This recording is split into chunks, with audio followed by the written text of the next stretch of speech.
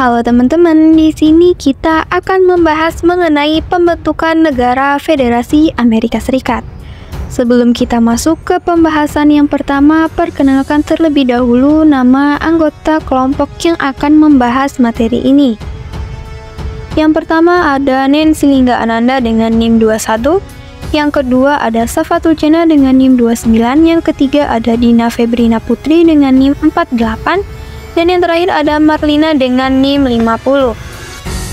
Tak perlu berlama-lama, kita masuk ke pembahasan yang pertama, yaitu proses terbentuknya negara Federasi Amerika Serikat. Amerika Serikat merupakan negara federal yang pemerintahannya berdasarkan konstitusi dan menganut sistem demokrasi perwakilan. Negara federasi adalah gabungan dari beberapa negara yang kemudian menjadi bagian dari suatu negara kesatuan, teman-teman. Jadi, federasi atau Amerika Serikat ini adalah suatu negara yang awalnya terdiri dari beberapa negara yang kemudian mempunyai kewajiban untuk bekerja sama secara efektif. Masuk ke pembahasan yang kedua, mengenai prinsip-prinsip terbentuknya negara Federasi Amerika Serikat. Jadi di sini ada 6 prinsip dari perwujudan federalisme. Yang pertama ada prinsip non-sentralisasi.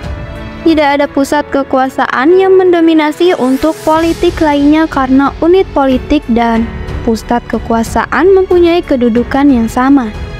Yang kedua, negara-negara yang memerintah secara federal pada umumnya konsisten dengan komitmen masyarakat negara tersebut untuk memimpin demokrasi penuh. Yang ketiga, sistem pemerintahan federal adalah mewujudkan mekanisme checks and balance dalam demokrasi. Yang keempat, open bargaining.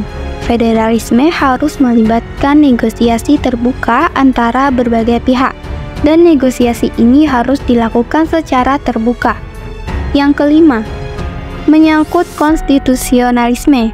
Prinsip non-sentralisasi merupakan persoalan yang sangat kompleks yang berlaku untuk saling mengontrol atau negosiasi terbuka. Dan yang terakhir yaitu yang keenam, berkaitan dengan unit pemerintahan yang tetap.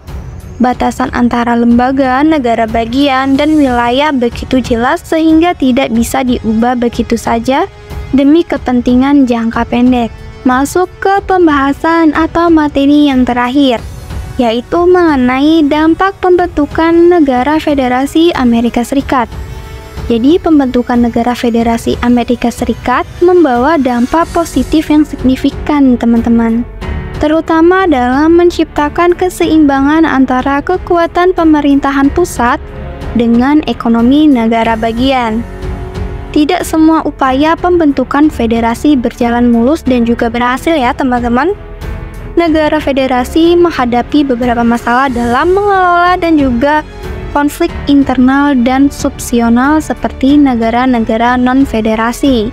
Pembentukan negara Federasi Amerika Serikat memiliki beberapa dampak yang signifikan. Yang pertama, penguatan pemerintahan federal.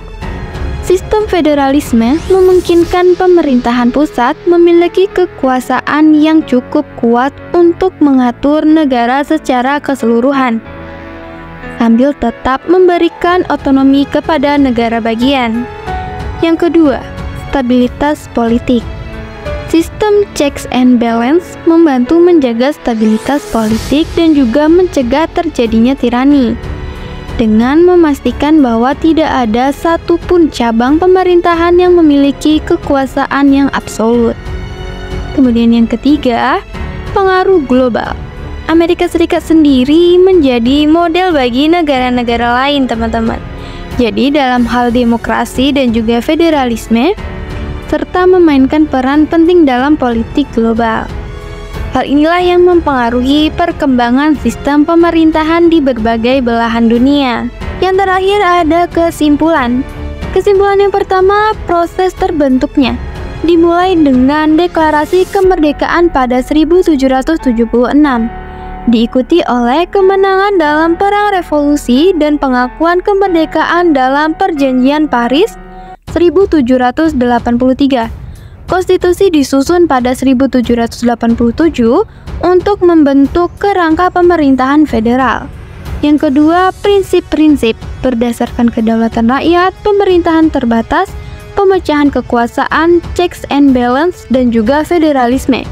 Dan yang terakhir, yang ketiga, yaitu dampak, menguatkan pemerintahan federal, menjaga stabilitas politik, dan menjadikan Amerika Serikat sebagai model demokrasi dan federalisme di dunia. Oke teman-teman, sekian penyampaian dan juga pemaparan materi dari kelompok kami.